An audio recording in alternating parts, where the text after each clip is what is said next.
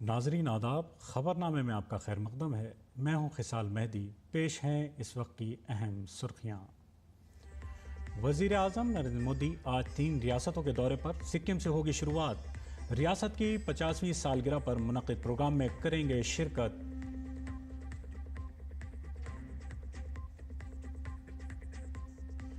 सिक्किम के बाद वज़ीर आज़म बंगाल और बिहार में हज़ारों करोड़ रुपए के प्रोजेक्ट करेंगे शुरू। अलीपुरद्वार में जलसा आम और पटना में आज करेंगे रोड शो।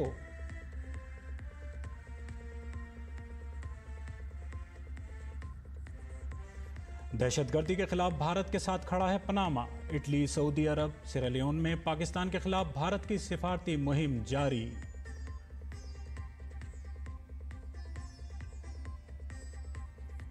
अमरीकी सदर ट्रंप को दोहरा धचका। गैर कानूनी करार देते हुए अदालत ने रोका टैरिफ प्लान। एलन मस्क ने भी छोड़ा हुकूमत का साथ।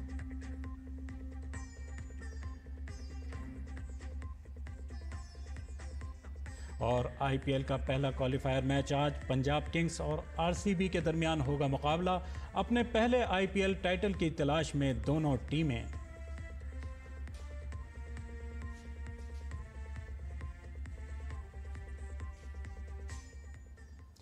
और अब खबरें तफसील से। वज़ीर आज़म नरेंद्र मोदी आज सिक्किम, मगरबी बंगाल और बिहार का दौरा करेंगे। उनका दौरा सिक्किम से शुरू होगा। वज़ीर आज़म रियासत के 50 साल मुकम्मल होने के मौके पर सिक्किम 50 एट, जहां तरक्की मकसद से मिलती है और फितरत तरक्की को बढ़ावा देती है, प्रोग्राम में शिरकत करेंगे।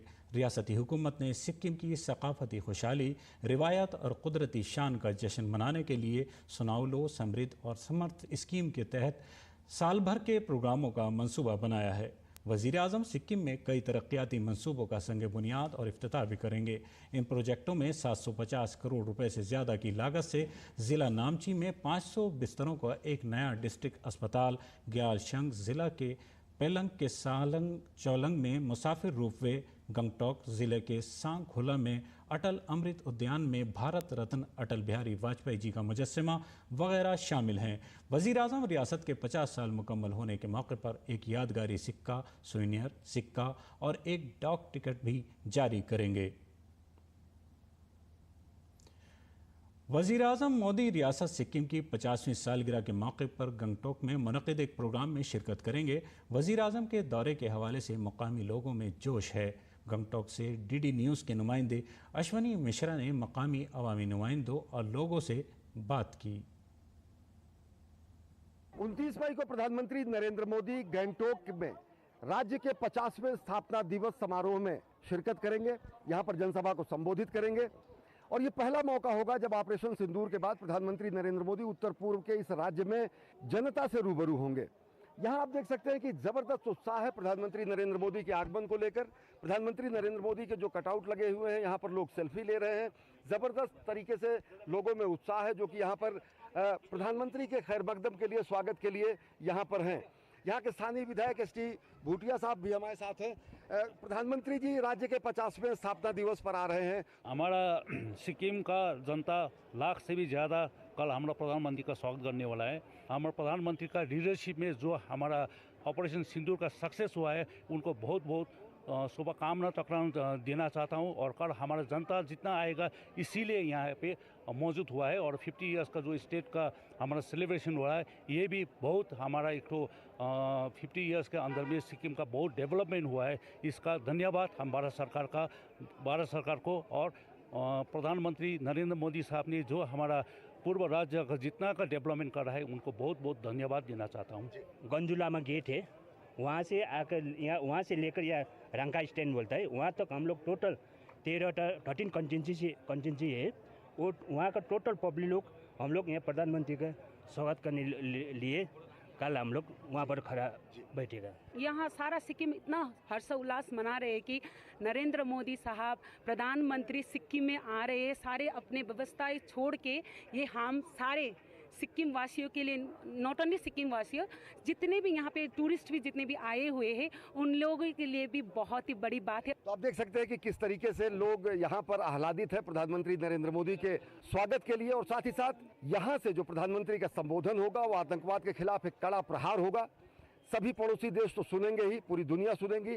और साथ ही साथ राज्य के 50वें स्थापना दिवस के कार्यक्रमों में सुनहरा, समृद्ध और समर्थ सिक्किम की प्रगति को भी और ज्यादा गति मिलेगी। कैमरा पर्सन सुनील राणा के साथ अश्विनी कुमार मिश्र, डीडी न्यूज, गैंगटोक। और उधर सिक्किम के बाद वजीर आजम नरेंद्र मोदी मगरबी बंगाल का दौरा करेंगे। यहाँ वजीर आजम अलीपुर द्वार और कूच बिहार अजला में सिटी गैस डिस्ट्रीब्यूशन प्रोजेक्ट का आगाज़ करेंगे। 1010 करोड़ रुपए की लागत वाली इस स्कीम का मकसद 2.5 लाख घरों और 100 से ज़ायद तजारती इदारों को पाइप गैस से जोड़ना है। इसके अलावा 19 नए CNG स्टेशन भी बनाए जाएंगे, जिनसे साफ और सस्ता ईंधन मिलेगा और रोज़गार के मौके बढ़ेंगे। इसके बाद वज़ीर आज़म अलीपुर द्वार के परेड ग्राउंड में एक जलसे आम से भी खिताब करेंगे। हमारे नामानिगार नीरज सिंह ने वज़ीर आज़म मोदी के अलीपुर द्वार के दौरे पर बीजेपी के मुकामी मेंबर पार्लियामेंट मनोज तिगा से खुसूसी बातचीत की। प्रधानमंत्री नरेंद्र मोदी अलीपुर द्वार आ रहे हैं। अलीपुर द्वार में एक विशाल जनसभा को संबोधित करेंगे। इसके साथ साथ ही कई बड़े प्रोजेक्टों की शुरुआत भी प्रधानमंत्री नरेंद्र मोदी अलीपुर द्वार में करने जा रहे हैं, जो अलीपुर द्वार के लोगों के लिए काफ़ी फ़ायदेमंद साबित होंगी। इस समय हमारे साथ अलीपुर द्वार से सांसद मनोज तिग्गा जी भी हैं। मनोज जी, किस तरह के कार्यक्रम रहेंगे, क्योंकि कई सारी परियोजनाओं की शुरुआत प्रधानमंत्री कर रहे हैं जो अलीपुर द्वार और आसपास के लोगों के लिए काफ़ी बेनिफिट होंगी। यहाँ पर 2 तरह का कार्यक्रम है। एक तो अपना एक प्रशासनिक बैठक है जो BPCL की तरफ से आयोजन किया गया है। दूसरा राजनीतिक कार्यक्रम है जो एक जनसभा है। तो प्रशासनिक बैठक में भी अंश ग्रहण करेंगे और हमारी जो जनता है ऑपरेशन सिंदूर के बाद में प्रधानमंत्री जी के मुख से कुछ अच्छी बातें सुनना चाहते हैं एवं उनको सुनने के लिए, जानने के लिए लोगों की जो संख्या है दिन प्रतिदिन बढ़ती जा रही है और निश्चित रूप से एक बड़ी संख्या में यहाँ पर जनता उपस्थित रहेगी। जो बांग्लादेश से घुसपैठ है, एक बड़ा मुद्दा रहा है, पार्टी समय समय पर उठाती रही है और राजनीतिक मंचों से भी इसकी बात उठती रही है। अभी क्या स्थिति है और पार्टी आने वाले समय में क्या इस मुद्दे को जोर शोर से उठाएगी? जो घुसपैठिए आते हैं वो यहाँ पर आकर के वे आधार कार्ड बना लेते हैं, वे आकर के यहाँ पर वोटर आई कार्ड बना लेते हैं और ये उनके लिए एक सेफ जोन बना और सरकार उनको मदद करती है और यहाँ पर आधार कार्ड, वोटर कार्ड बना करके सारे देश में धीरे धीरे फैल रहे हैं और जितने भी यहाँ पर इलीगल काम है, अनैतिक काम है, सारे अनैतिक काम में वे जुड़े हुए, इसका बंद होना चाहिए। क्योंकि यही मुख्यमंत्री है, जब ये सांसद थी तो 2004 या 5, मुझको साल ठीक याद नहीं है, तो जब सांसद थे उस समय कागज़ फाड़ करके स्पीकर की तरफ फेंकी थी कि ये जो वामपंथी सरकार जो है ये बांग्लादेश से वोटर ला करके जीती है, बार बार सत्ता में आती है। वही काम आज ये माननीय मुख्यमंत्री कर रही है, बांग्लादेश से वोटर लाती है और यहाँ पर बार बार इलेक्शन में जीत रहे हैं। प्रधानमंत्री नरेंद्र मोदी को लेकर अलीपुर द्वार के लोगों में खासा उत्साह है और वो बेसब्री से प्रधानमंत्री नरेंद्र मोदी का इंतजार कर रहे हैं कि प्रधानमंत्री यहाँ पहुँचेंगे और अलीपुर द्वार की जनता उनका स्वागत करेगी, क्योंकि कई सारी परियोजनाओं की शुरुआत भी प्रधानमंत्री कर रहे हैं और प्रधानमंत्री का नारा भी है सबका साथ, सबका विश्वास और सबका विकास। नीरज सिंह, डीडी न्यूज़, अलीपुर द्वार। बाद वज़ीर आज़म मोदी बिहार की राजधानी पटना जाएंगे। वो बिहार में 50,700 करोड़ रुपए से ज़्यादा के प्रोजेक्टों का इफ्तिताह और संग बुनियाद रखेंगे। वो बिहटा में बैनुल-अक़वामी हवाई अड्डे की टर्मिनल इमारत की तामीर का संग बुनियाद रखेंगे। इसके अलावा वो पटना हवाई अड्डे की नई टर्मिनल इमारत का इफ्तिताह करेंगे। वो NTPC के फ़ेज़ 2 के तहत 800 मेगावाट के 3 पावर यूनिट्स का भी संग बुनियाद रखेंगे, जिसकी लागत 29,930 करोड़ रुपए है। वज़ीर-ए-आज़म नरेंद्र मोदी आज से बिहार के 2 रोज़ा दौरे पर होंगे। रियासत के 50,721 करोड़ 23 लाख रुपए के प्रोजेक्टों का इफ्तिताह करेंगे और संग बुनियाद रखेंगे। 36,915 करोड़ रुपए पर मुश्तमिल 4 स्कीमों का इफ्तिताह किया जाएगा। PM 12,952 करोड़ रुपए की लागत वाली 9 स्कीमों का संग बुनियाद रखेंगे। वज़ीर-ए-आज़म 853 करोड़ रुपए के 3 प्रोजेक्टों को मुल्क के लिए वक्फ करेंगे। प्रधानमंत्री जी जहां भी जाते हैं उस क्षेत्र की बहुत सारी सौगातें देते हैं और माननीय प्रधानमंत्री जी लगभग 48,000 करोड़ की यहाँ से शिलान्यास और लोकार्पण कर रहे हैं।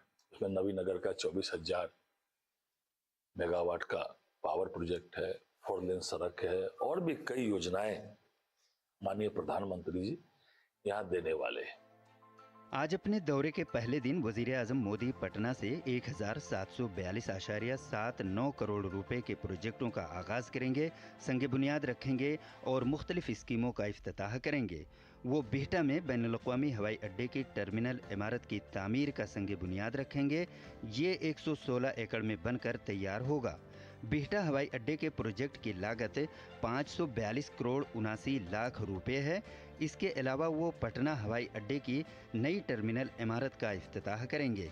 इसकी तामीराती लागत 1200 करोड़ रुपए है। पाकिस्तानी ठिकानों को हमारी ताकत वाली सेना और शौर्य और पराक्रम का परिचय देकर ध्वस्त करने का काम किया। मधुबनी से ऐलान किया था कि मैं मिट्टी में गाड़ दूंगा आतंकियों को, और दूसरी बार बिहार की वीर भूमि पर वो आ रहे हैं। उनके स्वागत में हिंदू मुसलमान की महिलाएं एक दूसरे को मेहंदी लगाकर वीर प्रधानमंत्री नरेंद्र मोदी जी के स्वागत के लिए, अभिनंदन के लिए मेहंदी लगाकर आज इस कार्यक्रम में शिरकत कर रही हैं। बड़े पैमाने पर महिलाएं 30 मई को विक्रमगंज की भूमि पर, वीर भूमि पर जाएंगी उनके स्वागत करने के लिए। जो पहलगामा के लड़ाई में जो हुआ था सिंदूर ऑपरेशन, उसी के खुशी में हम लोग मेहंदी लगा रहे हैं। जो पहलगाम में हुआ था आतंकी हमला, उसी के खुशी में नरेंद्र मोदी हमारे बिहार आ रहे हैं, खासकर हमें रोहतास जिला, उसी में सिंदूर ऑपरेशन में मेहंदी लगा रहे हैं। जुमे के रोज वज़ीर-ए-आज़म औरंगाबाद के नवीनगर जाएंगे। एनटीपीसी के मरहला दोयम के तहत वो 800 मेगावाट के 3 पावर यूनिट्स का संग बुनियाद रखेंगे। इसकी लागत 29,930 करोड़ रुपए है। रेलवे प्रोजेक्टों में सासाराम से अनुग्रह नारायण रोड के दरमियान ऑटोमेटिक ब्लॉक सिग्नलिंग का इफ्तिताह, कजरट नवाडीह से सोननगर के दरमियान तीसरी लाइन का इफ्तिताह, बरकी सलाइया रेलवे स्टेशन पर फुट ओवर ब्रिज का इफ्तिताह शामिल है। सड़क के मंसूबों में रामनगर कच्ची दरगाह NH 119D का संग बुनियाद, दरियाए गंगा पर बक्सर से भरौली के दरमियान बनने वाले पुल का संग बुनियाद, किशनगंज बहादुरगंज 4 लेन का संग बुनियाद, पटना आरा सासाराम NH का संग बुनियाद रखा जाएगा। Bureau report DD news Urdu खबरें। और वज़ीर-ए-आज़म नरेंद्र मोदी बिहार के दौरे के दौरान आज पटना हवाई अड्डे के नौ तामीरशुदा मुसाफिर टर्मिनल का इफ्तिताह करेंगे। ये नया टर्मिनल तकरीबन 1200 करोड़ रुपए की लागत से बनाया गया है, जो हर साल 1 करोड़ मुसाफिरों को संभालने के काबिल है। देखिए नामानिगार राजेश राज की ये खास रिपोर्ट।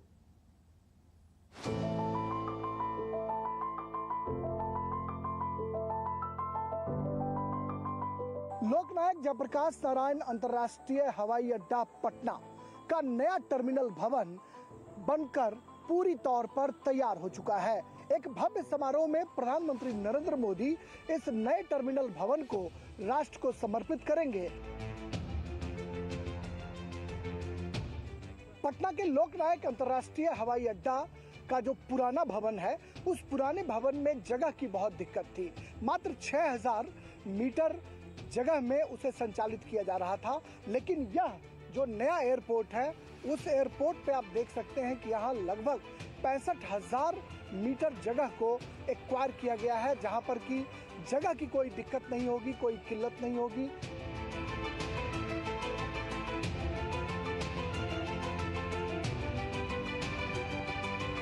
जो पुराना एयरपोर्ट था, वहाँ सुविधाओं का बहुत अभाव था। मात्र 22 चेक इन काउंटर बनाए थे, जहां पर कि लोगों को भारी दिक्कतों का सामना करना पड़ता था।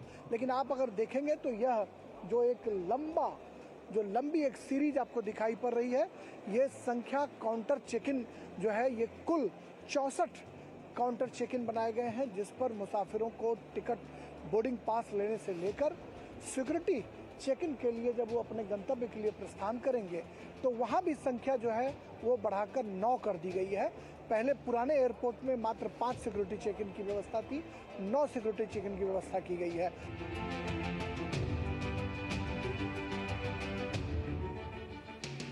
एयरपोर्ट जहां पर अभी हम खड़े हैं, यह 1200 करोड़ रुपए की लागत से ये बनकर तैयार हुआ है, जो सिर्फ पटना वासियों के लिए ही नहीं बल्कि संपूर्ण बिहार के लोगों के लिए एक बहुत बड़ी सौगात हम कह सकते हैं।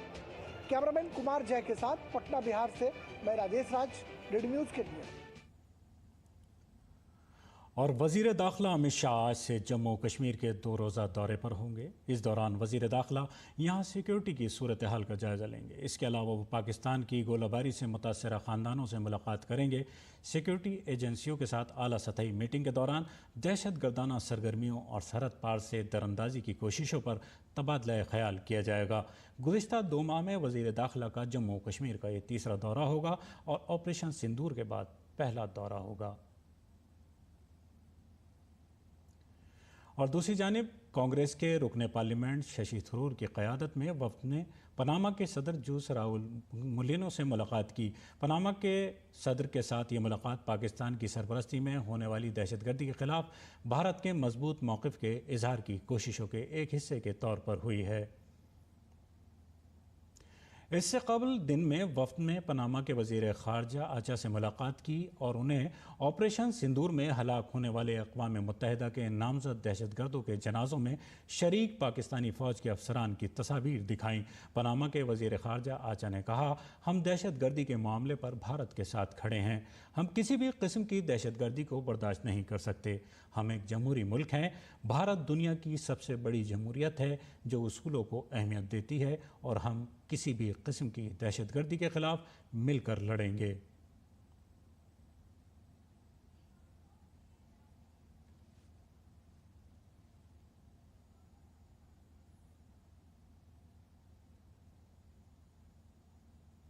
शशि थरूर ने कहा कि पनामा के वज़ीर ख़ारजा ने दहशतगर्दी पर हमारे पैगाम को खुले दिल से कबूल किया।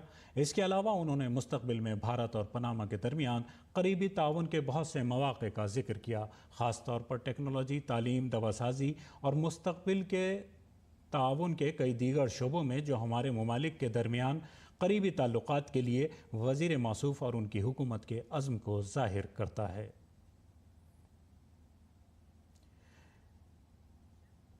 बीजेपी के रुकने पार्लियामेंट बिजन पांडा की क़यादत में एक ऑल पार्टी वफ़द दहशतगर्दी के ख़िलाफ़ भारत का मजबूत पैगाम देने के लिए सऊदी अरब के दौरे पर है। इस दौरान भारतीय वफ़द ने रियाज़ में सरकारी हुकाम थिंक टैंक से मुलाकात की और दहशतगर्दी के ख़िलाफ़ भारत की ज़ीरो टॉलरेंस की पॉलिसी की वजाहत की। AIMIM के सरबरा और रुकने पार्लियामेंट असदुद्दीन ओवैसी ने सऊदी अरब के रियाज़ में कहा कि पाकिस्तान को FATA की ग्रे लिस्ट में वापस लाया जाना चाहिए। रियाज़ में बीजेपी के रुकने पार्लियामेंट निशिकांत दुबे ने कहा कि अगर पाकिस्तान में दहशतगर्दी के कैंप और दहशतगर्दाना सरगर्मियां बंद न हुई तो भारत उसका जवाब देगा।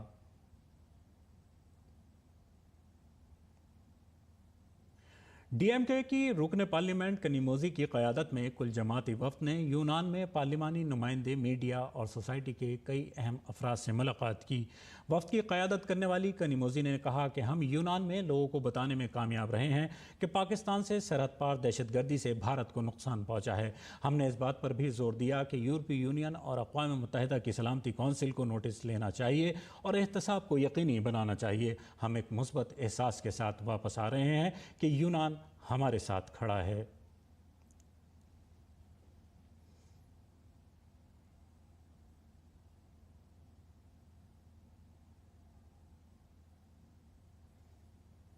कनीमोजी की क़यादत में वफ़द यूनान पहुंचा। यूनानी अरकान पार्लियामेंट और मीडिया से बातचीत करते हुए कनीमोजी ने भारत के अज़्म का इजहार किया।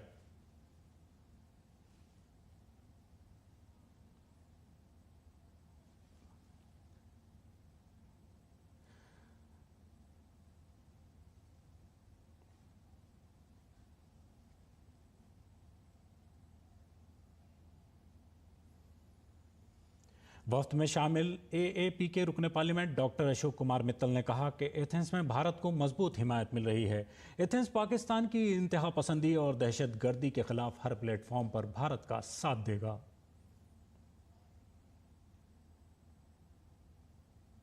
RJT के रुकने पार्लियामेंट प्रेमचंद गुप्ता ने कहा कि दहशतगर्दी पूरी दुनिया के लिए एक बीमारी है, इसलिए इसका इलाज और इससे निपटना बहुत ज़रूरी है। एथेंस में इस बात को समझा रहा है।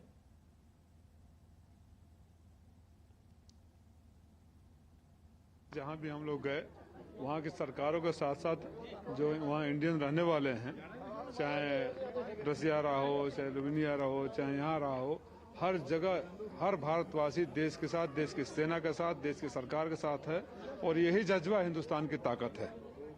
यहाँ तीनों देशों में 100% सफल रहे।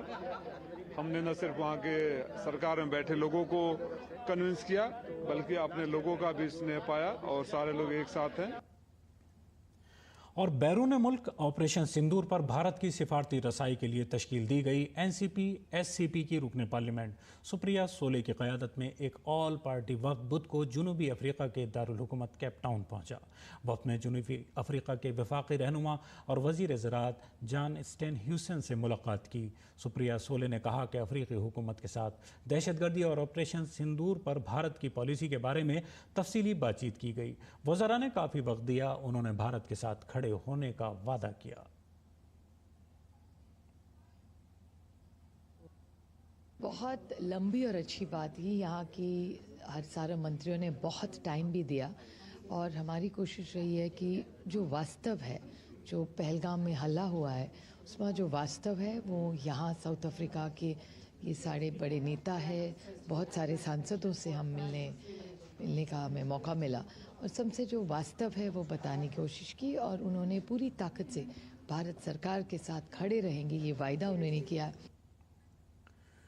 और मरकज़ी वजारत दाखिला ने नैनीताल में दुश्मन की जायदाद मेट्रोपोल होटल कॉम्प्लेक्स को आर्जी तौर पर उत्तराखंड हुकूमत को पार्किंग के तौर पर इस्तेमाल करने के लिए अलॉट किया है।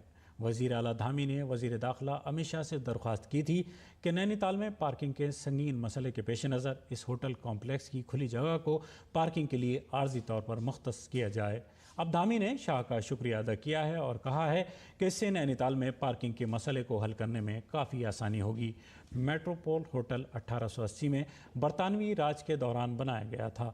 बाद में होटल की मिल्कियत राजा मोहम्मद अमीर अहमद खान ऑफ महमूदाबाद के पास चली गई, जब तक कि वो इस तकसीम के बाद पाकिस्तान चले गए। फिर भारत चीन जंग के दौरान इस होटल को दुश्मन की मिल्कियत करार दिया गया।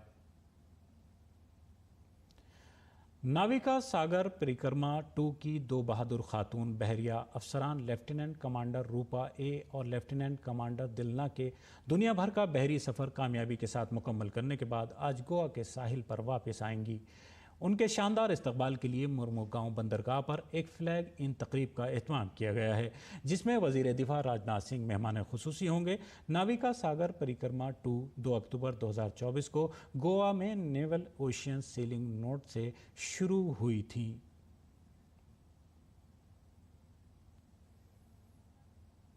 और नाज़रीन, अब पेश है दिल्ली से शाये हुए उर्दू अखबारात का मुख्तसर जायज़ा।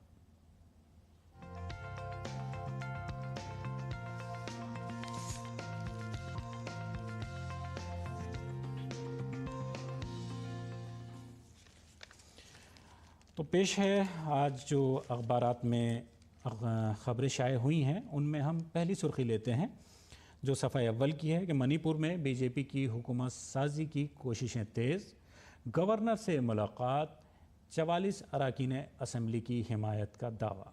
और इसी अखबार की यानी इसी सफ़े की एक दूसरी खबर है मरकज़ का 14 फसलों की MSP में इजाफे का फ़ैसला। और इस अखबार की एक और ख़बर हम लेते हैं मानू यानी मौलाना आज़ाद नेशनल उर्दू यूनिवर्सिटी के हैदराबाद के vice chancellor professor Syed Ainul Hasan को पद्मश्री अवार्ड मिलने पर तहनीती प्रोग्राम का इनेकाद।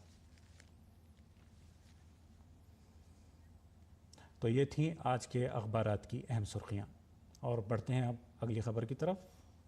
अमेरिका की ट्रंप इंतज़ामिया को एक बार फिर बड़ा झटका लगा है। इस बार इसकी वजह एक अमेरिकी अदालत है जिसने सदर डोनाल्ड ट्रंप के आयद करदा लिबरेशन डे टैरिफ पर पाबंदी लगा दी है।